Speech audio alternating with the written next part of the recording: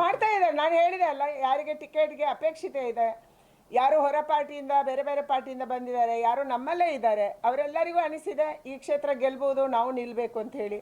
ಅದಕ್ಕಾಗಿ ಟಿಕೆಟ್ ತೊಗೊಳ್ಳೋದು ಹೇಗೆ, ಟಿಕೆಟ್ ತೊಗೊಳ್ಬೇಕಾದ್ರೆ ಇಂಥ ಹಲವಾರು ಷಡ್ಯಂತ್ರಗಳನ್ನು ಮಾಡಬೇಕು. ರಾಜಕೀಯದಲ್ಲಿ ಇದು ನಡೆಯೋದು ಸಹಜ. ಅದರಿಂದ ನಮ್ಮ ಕಾರ್ಯಕರ್ತರು ಯಾರು ವಿಚಲಿತರಾಗಿಲ್ಲ, ನಮ್ಮ ವೋಟರ್ಸು ಯಾರು ವಿಚಲಿತರಾಗಿಲ್ಲ. ಒಂದು ಚಿಕ್ಕ ಗುಂಪು ಇದನ್ನು ಮಾಡಿದೆ, ವ್ಯವಸ್ಥಿತವಾಗಿ ಮಾಡಿದೆ. ಅದಕ್ಕಾಗಿ ಇದಕ್ಕೆ ನಾನು ವಿಚಲಿತಗೊಂಡಿಲ್ಲ, ನಮ್ಮ ಕಾರ್ಯಕರ್ತರು ವಿಚಲಿತಗೊಂಡಿಲ್ಲ. ಅವರು ರಾಷ್ಟ್ರೀಯ ನಾಯಕರು, ಅವರು ಡೆಲ್ಲಿ ಭೇಟಿ ಕೊಡೋದ್ರಲ್ಲಿ ತಪ್ಪೇನಿದೆ? ಅವರು ಹೋಗ್ತಾನೆ ಇರ್ತಾರೆ, ಬರ್ತಾನೆ ಇರ್ತಾರೆ. ಸಹಜವಾಗಿ ತಪ್ಪೇನಲ್ಲ. ಯಾರೋ ಅಪೇಕ್ಷಿತ ಪಟ್ಟರು ತಪ್ಪಲ್ಲ. ನಾನು ಹೇಳಿದೆ ಅಲ್ಲ, ಇಲ್ಲಿರುವಂಥ ಪ್ರತಿಯೊಬ್ಬರಿಗೆ ಕೂಡ ಹಾಕಿದೆ. ನನಗೆ ಗೊತ್ತಿಲ್ಲ ನಮ್ಮ ನಾಯಕರು ಏನು ತೀರ್ಮಾನ ಮಾಡಿದರು, ಅದಕ್ಕೆ ನಾನು ಬದ್ಧ ಇದ್ದೀನಿ. ನಾನು ಫೈಟರು, ಹೋರಾಟಗಾರ್ತಿ.